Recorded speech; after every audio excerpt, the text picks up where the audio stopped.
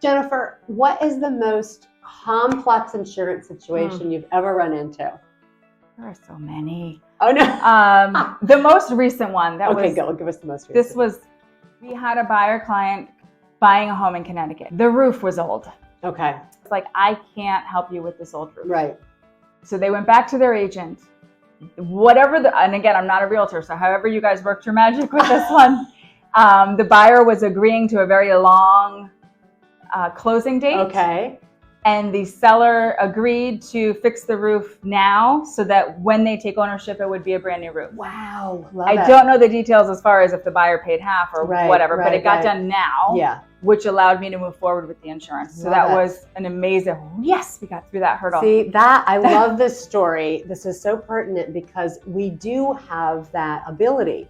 And if you start working with Jennifer early on and we find out the issues, then we are in a position while things are still in negotiation. Yes. Before, so here we are at the inspection stage. Now we've found out something that's going to impact insurance. Then we can actually still renegotiate. We can walk if we have to, but once you're in contract, you have to perform. We can't go back and renegotiate. You'll lose your money potentially if we try to pull out. So knowing all this up front puts us in a very powerful position to then go back to the seller and say, even if we pay for it, as a buyer, get the roof done now because then it's done. And that's the thing. The seller could say, sold as is. We're not fixing anything. Yeah. The buyer could be willing to take it as is, and I'll deal with it later. Yep.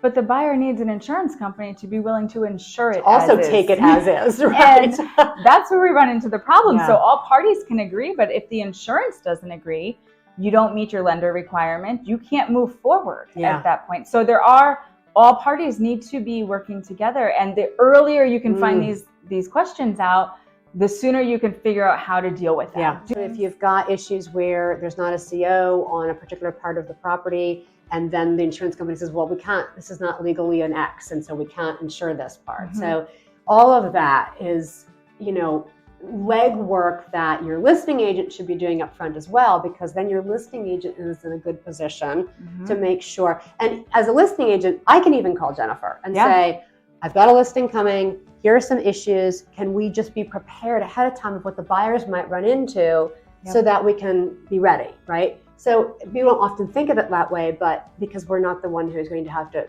insure it after the purchase. But the listing could benefit from that kind of upfront information. Yeah. You have knob and tube wiring. Yeah. Maybe oh my gosh, right. Yeah. For those of you who don't know what knob and tube wiring is, that's another video, but that's very old. Very, very old electric. Yes. There's certain things or bus fuses, right? Yes.